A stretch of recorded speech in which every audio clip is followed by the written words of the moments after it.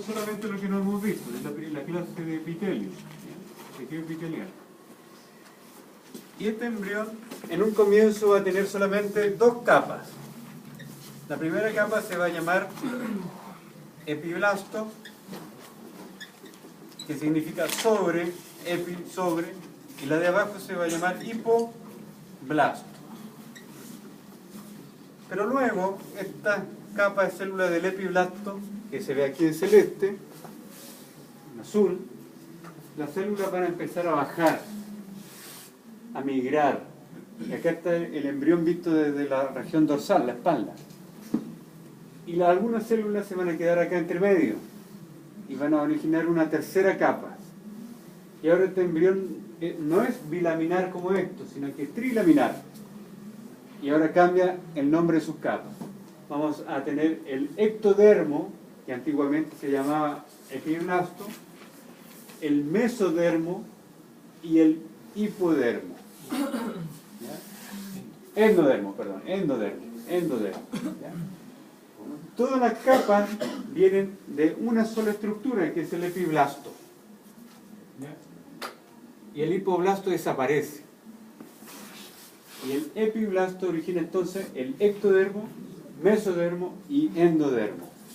El ectodermo es lo que nos recubre a nosotros, por fuera. La epidermis es del ectodermo. Ahí está.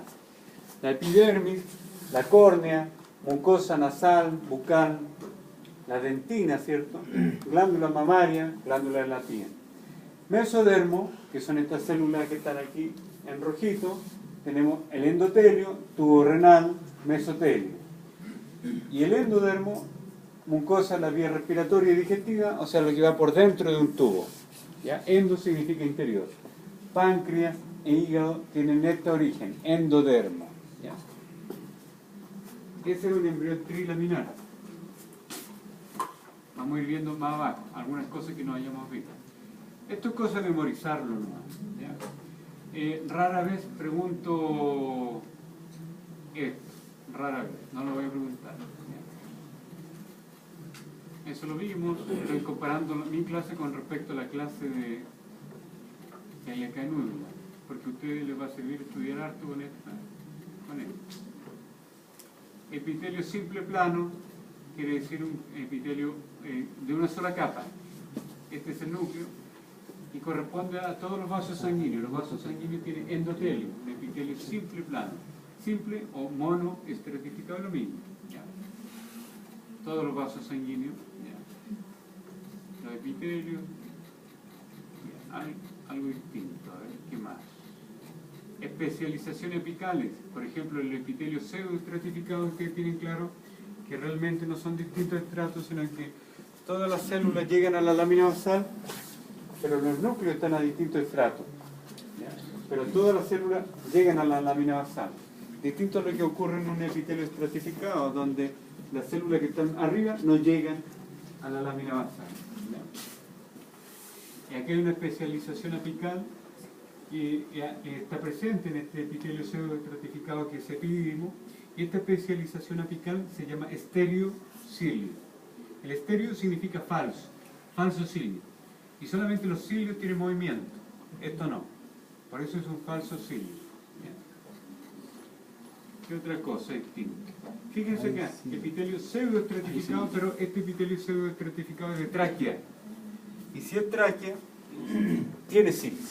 Pero además tiene estas células que se tiñen intensamente, que es una glándula unicelular, que es la célula caliciforme. ¿Dónde estaban los otros cilios que no...?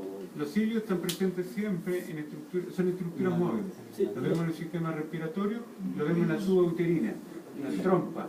Ah, pero el anterior, cuando dijo que no tenía movimiento... Epididimo. El epididimo. Epididimo, que es un área de reserva espermática sobre el testículo.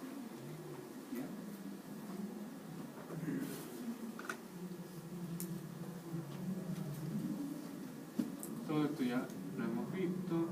Como ustedes van a estudiar de estas clases que están en el campus, entonces también van a ver algunas que probablemente van a ser más complejas de entender. Quizá esta, epitelio de transición o polimorfo, urotelio, un epitelio que está presente en el sistema urinario, la vejiga, en el uréter, y se llama epitelio de transición o polimorfo porque cambia la forma de las células superficiales de una en otra.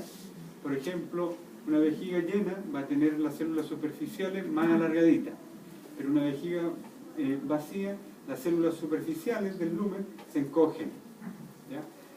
Entonces, al cambiar de forma este epitelio en una vejiga, lo llamamos epitelio polimorfo, varias formas.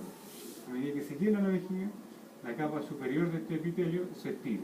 Todas estas son células del epitelio, todas estas. Y siempre un epitelio descansa sobre una lámina basal. Bajo una lámina basal siempre hay tejido conectivo.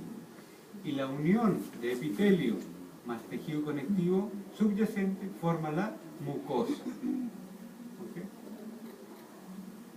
La piel. Eso. Vamos a ver otra clase que también está en campus, la de glandular. Esto ya lo entienden, también.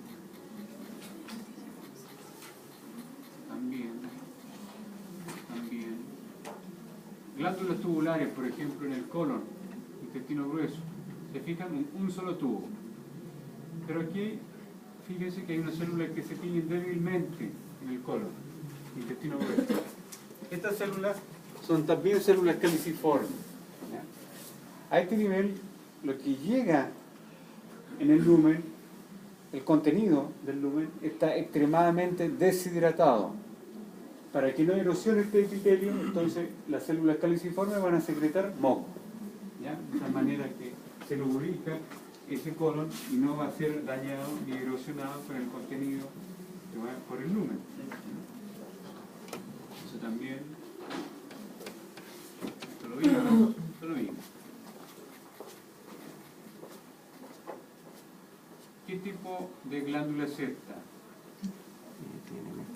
Esto nos sirve para mixta. ¿Mixta? ¿Mixta? ¿Seguros? ¿Mixta? ¿Serosa o mucosa? Mucosa. Fíjense que los núcleos están achatados, ¿cierto?, hacia la base. Y ahora tiene un lumen muy estrecho. ¿Es alveolar o acinar? Acinar. Eso es difícil de identificar. Acinar. Un lumen muy... Profe, ¿sí? ¿Cuál es la diferencia entre la imagen anterior y una mixta? La mixta vamos a tener, parece que viene más adelante. La de la izquierda, por ejemplo.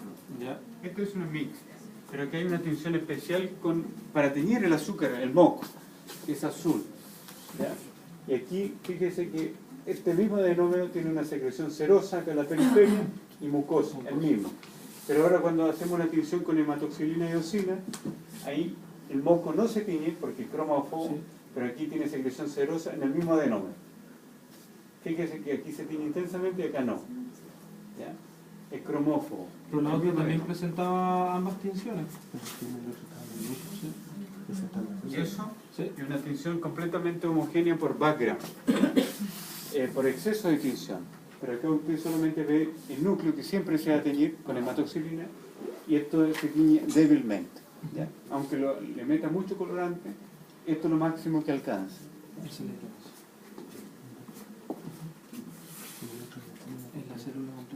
Entonces, estas glándulas mixtas las encontramos en la sublingual y en la submaxilar. Esto también lo vimos. También esto. Secreción apocrina, holocrina, merocrina. También se vio. ¿Qué glándula es esa? ¿Cómo se llama esa glándula? Está la piel. Glándula sebácea. ¿Secreción de qué tipo? ¿Holocrina, merocrina? Holocrina.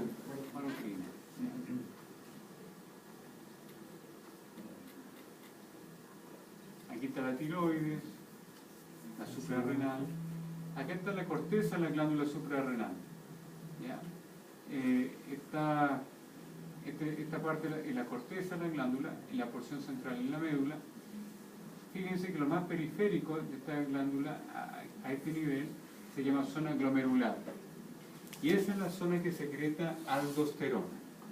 ¿Para qué sirve la aldosterona? Para recuperar el sodio que se está perdiendo a través de la orina. Si se recupera sodio, el sodio arrastra el cloro y entra al interior de la sangre. ¿Ya? Se estaba perdiendo con la orina, pero se recuperó. ¿Ya? Y al recuperar sodio y cloro, arrastra también el agua al interior de la sangre. Entonces un deportista que está corriendo una maratón, que va deshidratado, ¿cierto?, secreta más aldosterona.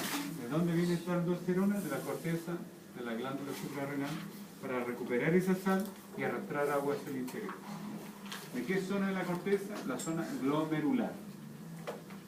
La zona fascicular, que es esta de acá, va a producir principalmente mineralocorticoides, como el cortisol. ¿Ya? ¿Para qué sirve el cortisol? Ustedes lo van a recetar esto más adelante, a paso, el cortisol. Baja la inflamación, ¿ya? Pero además tiene un inconveniente, que inhibe el sistema inmune. Entonces lo van a recetar siempre en un máximo de 10 días aproximadamente, ¿ya? Porque quieren bajar la inflamación por una fractura, una patología, lo que sea, pero no quiere que el animal se le muera por una infección. ¿Ya? Y la zona reticular, que antes también se la nombré, pero produce androstenediona. ¿Recuerden la hormona sexual masculina? Andros, es producida por la zona reticular. ¿Qué glándula será esa? También la revisamos. La tiroides. Cada una de estas estructuras es un folículo tiroideo, ¿ya? Productor de T3 y T4. Hormonas que tienen que ver con el metabolismo basal de la célula, ¿sí? Por ejemplo, en la prueba usted se lo va a preguntar así con nombre, detalle y todo. Sí.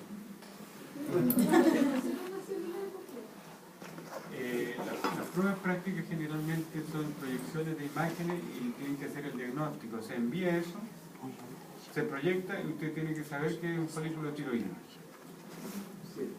Está bueno. Tiene que saber. Porque después, una parte de ustedes se podría dedicar al diagnóstico histopatológico y tienen que tener esto debajo. Esto lo vimos, ahí están los islotes de Langerhans, ¿ya? Por lo tanto estamos hablando de qué órgano, del páncreas, ¿cierto? Del páncreas. Los islotes. ¿Cuáles son las dos células que predominan en un islote de Langerhans? La célula beta, ¿se produce la célula beta? Insulina. Insulina que es hipoglicemiante. La célula alfa produce glucagón, que es hiperglicemiante. Esa célula alfa en la mañana ustedes la tienen muy activa, ¿ya? Para que el hígado libere glucosa hacia la sangre y pueden ustedes funcionar. ¿Alguna duda? ¿Alguna imagen que quisieran revisar en estos pocos minutos que nos quedan? ¿Sí? Yo tengo dudas con respecto al tema de reconocer bien los epitelios. Ya. Veamos. ¿Tiene clase de epitelio? Principalmente en el laboratorio Sí. habían unas imágenes que decían que había que tratar de identificar los epitelios. En la guía del laboratorio. Ah, para lo que viene, para la semana que viene. ¿Sí? Claro, entonces, ¿de qué manera yo puedo tener así como algún tip, algo como para saber de cuál... ¿De qué epitelio estamos hablando? Claro, pero por ejemplo, mire este. Aquí vemos, usted tiene que determinar acá dónde están los límites entre el epitelio y el tejido conectivo. Claramente esta zona es distinta a esta zona. Acá usted cuenta cuántas células ve. ¿Hay estratos celulares o no? ¿Hay capas? No. Si la respuesta es no, usted dice simple. Si predomina este eje, el largo por sobre el ancho, sabe que esta es una célula cilíndrica. Entonces este es un epitelio, con esos dos elementos nomás, lo clasifica como un epitelio simple, cilíndrico. Ahora si tiene más elementos, como por ejemplo aquí abajo, entonces dice epitelio cilíndrico simple, con células caliciformes. Y fíjese que este epitelio cilíndrico simple, con células caliciformes, solamente va a estar en el intestino delgado o grueso. Acá no, eso está de más. ¿Cómo podemos saber si es delgado o grueso? Porque el intestino delgado tiene pocas células caliciformes. En cambio, el intestino grueso, como tiene que lubricar porque el contenido está muy deshidratado, tiene una célula caliciforme al lado de la otra. Entonces ya son elementos, son tips, son elementos que usted va a ir incorporando a partir del próximo práctico. Pero acá, fíjense esto. Esta es una vellosidad intestinal, es como un dedo. El epitelio va por acá. El epitelio del sistema digestivo es cilíndrico, simple, con células caliciformes. Fíjense que acá vemos eso que cromófobo, células caliciformes. No se tiñen, ¿se fijan? Lo único que tiene vellosidades es el intestino delgado, pero el grueso no tiene vellosidad. Pero sí, cada una de estas células tiene micro vellosidades, tanto las células del intestino delgado como la del intestino grueso. Pero solamente el intestino delgado tiene una vellosidad. Esto es una vellosidad y cada una de estas células tiene aproximadamente 1000 microvellosidades absortivas. Pero para reconocer esto ustedes van a tener una clase entera del sistema digestivo, van a tener una clase entera del sistema respiratorio y vamos a ver todos los epitelios nuevamente. ¿Ya? Lo que vieron ahora ustedes fue un popurrí de todo, pero van a tener una clase completa del sistema endocrino, una clase completa del sistema reproductor, una clase completa del sistema respiratorio, una clase completa de hueso, ¿ya? Y ahí después ya van a dar clases.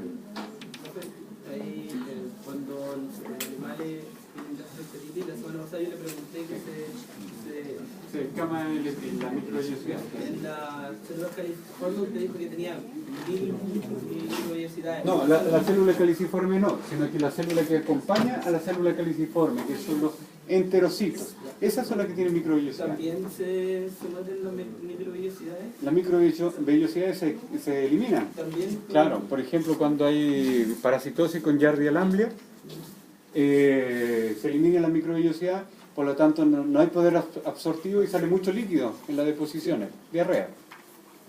¿Ah? Es que eso es un mecanismo de defensa para poder eliminar. Para eliminar las toxinas también, para eliminar el parásito. Claro. Hay animales que aumentan en la ingesta de pasto para eliminar junto con el pasto los parásitos. ¿Alguna otra pregunta antes de pasar lista y se den la fuga?